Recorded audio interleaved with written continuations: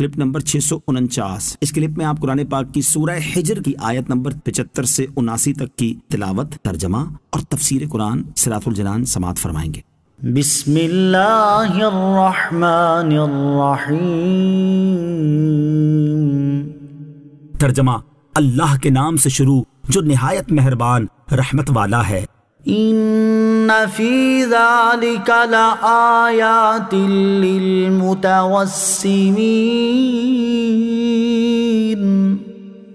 وانہا لبسبیل مقیم۔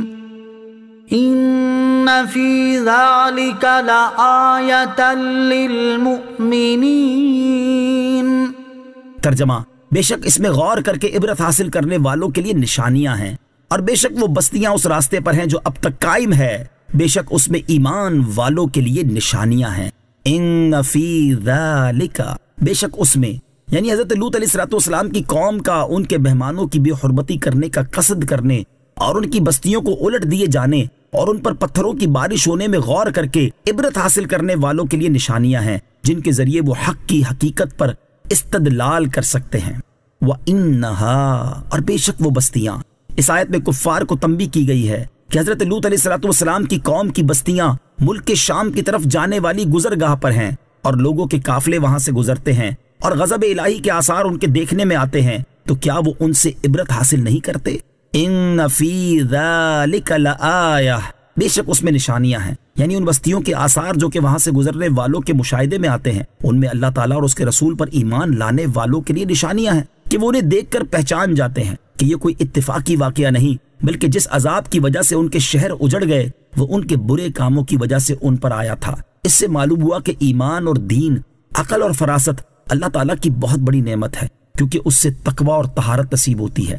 بے عقل، غافل اور کافر ایسے واقعات کو اتفاقی یا آسمانی تاثیرات سے مانتا ہے، جیسا کہ آج بھی دیکھا جا رہا ہے، لیکن عقل مند مومن ان کو مخلوق کی بد عملی کا نتیجہ جان کر دل میں اللہ تعالیٰ کا خوف پیدا کرتا ہے۔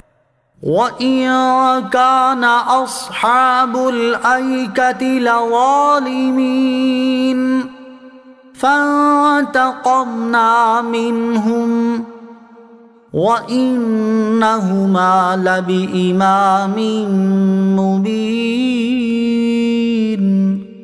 ترجمہ، اور بے شک کثیر درختوں والی جگہ کے رہنے والے ضرور ظالم تھے، تو ہم نے ان سے انتقام لیا، اور بے شک وہ دونوں بستیاں صاف راستے پر ہیں۔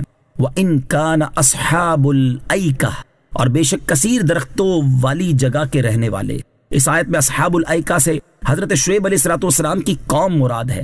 ایکا جھاڑی کو کہتے ہیں۔ ان لوگوں کا شہر چونکہ سرسبز جنگلوں اور مرغزاروں کے درمیان تھا، اس لیے انہیں جھاڑی والا فرمایا گیا۔ اللہ تعالیٰ نے حضرت شعیب علیہ السلام کو ان پر رسول بنا کر بھیجا، اور ان لوگوں نے نافرمانی کی اور حضرت شعیب علیہ السلام کو جھٹلایا، تو اللہ تعالیٰ نے انہیں ہلاک کر دیا۔ ان کا واقعہ سورہ شعراء میں بھی مذکور ہے۔ فَانْتَقَمْنَا مِنْهُمْ، تو ہم نے ان سے انتقام لیا، یعنی ہم نے عذاب بھیج کر انہیں ہلاک کر دیا۔ اور بے شک قوم لوط کے اور اصحاب ایکا کے شہر صاف راستے پر ہیں، جہاں سے آدمی گزرتے اور دیکھتے ہیں، تو اے اہل مکہ، تم انہیں دیکھ کر کیوں عبرت حاصل نہیں کرتے؟